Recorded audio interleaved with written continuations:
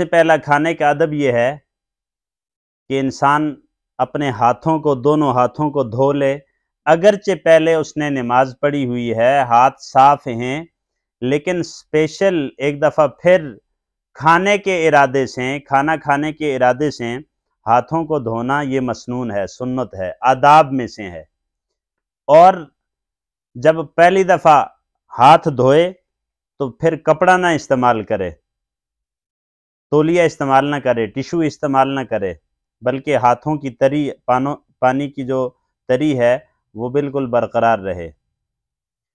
इसके साथ ज़मीन पर बैठे दस्तरखान बिछाए, और हर घर के अंदर ऐसा माहौल बनाना चाहिए कि घर के अफराद जो महरम हैं वो इकट्ठे बैठ के खाना खाएं। ख़वातीन अलग बैठ के खाएं, जॉइंट फैमिली में ख़ास तौर पे जहाँ पर सारे भाई इकट्ठे रहते हैं वहाँ पर ख़वातीन अलग और फिर मर्द जो है वो अलग खाना खाएं, ज़मीन पर बैठकर खाना। और इसके साथ सबसे पहले खाने की तरफ हाथ उसका बढ़े जो महफिल में, जो मजलिस में बड़ा हो।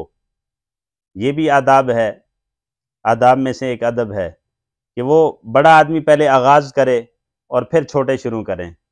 खाने से पहले बिस्मिल्लाहि व अला बरकतिल्लाह और बरकतिल्लाह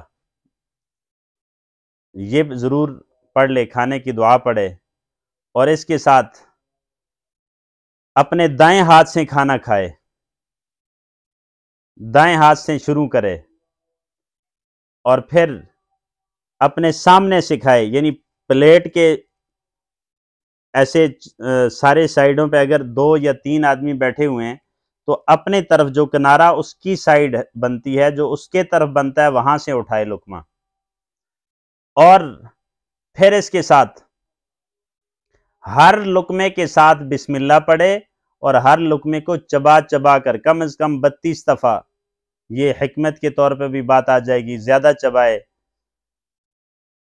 लेकिन उसके चबाने की आवाज़ दाएं बाएं लोगों तक ना आए, मुंह बंद करके चबाए। और साथ ही वो दुनिया की बातें भी कर सकता है, दीन की बातें भी कर सकता है, लेकिन फहाशी, गाली गलोच, इसे हर वक्त ही बचना चाहिए, एहतराज करना चाहिए। इसके साथ जी जो महफिल के अंदर या जो उसकी प्लेट में मुश्तरक हैं, जो साथी हैं, उनके खाने में उनका ख्याल रखे, क्योंकि वो उसके साथ के शरीक हैं। और इंसाफ का खाना ये है कि अगर बोटियां 3 हैं, 2 बंदे बैठे हुए हैं, तो 1.5 बोटी दोनों खाएं। और जुल्म का खाना ये है कि वो तीनों खुद ही खाना शुरू कर दे, ये जुल्म है खाने के अंदर भी। इंसाफ ये है कि बराबर बराबर तकसीम करे। और इसके साथ अगली सुन्नत और अगला अदब ये है कि खाना खाते हुए अपने जो उंगलियां हैं उनको ज़्यादा सालन ना लगे, ज़्यादा सालन उंगलियों को ना लगे, लेकिन अगर बिलफर्ज लग जाता है तो फिर उंगलियों को चाट ले, ये भी सुन्नत है और इसमें बरकत की भी है। और फिर अगर पहले वो भूल जाता है बिस्मिल्लाह पढ़ना तो दरमियान में पढ़े बिस्मिल्लाहि अव्वलहु व आखिरा। और फिर खाने के दौरान खैर पानी पीता है, उसकी अलग मैं सुन्नतें बताऊंगा। खाना खाने के बाद वो दुआ पढ़े, अल्हम्दुलिल्लाहिल्लज़ी अतअमना व सक़ाना व जअलना मुस्लिमीन। लेकिन साथ ही अपनी प्लेट, चूँकि उसने सालन इतना ही डालना है जितना वो साफ़ कर ले, और अपनी प्लेट को अच्छी तरह साफ़ करे। अल्लाह के नबी सल्लल्लाहु अलैहि वसल्लम की रिकाबी और प्लेट ऐसे होती थी जैसे बिल्कुल अभी नई है, खाना खाया ही नहीं है, इतनी साफ़ करते थे। तो चाट ले, उसको साफ़ कर ले, इसमें कोई कबाहत नहीं है। बसा औकात लोग ये समझते हैं कि देखें वो बड़ा भूखा था, वो इस तरह उसने कुछ छोड़ा ही नहीं है, तो खाने में एक लुकमा छोड़ देते हैं, रोटी में कुछ लुकमे छोड़ देते हैं, और अगर चाय दी है 7 बिस्किट दिए तो 1-2 बिस्किट छोड़ देते हैं और समझते ये हैं कि हम, और चाय की प्याली दी तो चाय नीचे छोड़ देते हैं।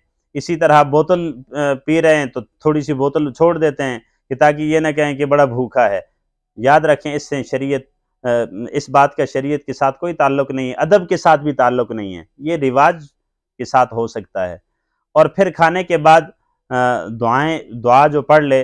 अगर कोई खाना उसको डॉक्टरों ने मना किया है लेकिन वो ऐसी महफिल में बैठ गया है कि उसको वो खाना पड़ गया, तो वो फिर भी ये दुआ पढ़ ले, बिस्मिल्लाहिल्लज़ी ला यज़ुर्रु मअ इस्मिही शैउन फिल अर्ज़ि वला फिस समाई व हुवस समीउल अलीम। अगर डॉक्टरों ने मना किया था, नमक उसने नमक खा लिया, ऐसी महफिल में बैठ गया था।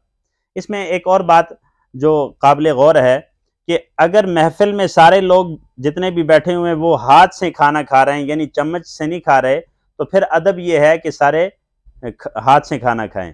और अगर सारे चम्मच के साथ खा रहे हैं तो फिर अदब ये है कि सारे चम्मच के साथ खाना खाएं। अल्लाह ताला से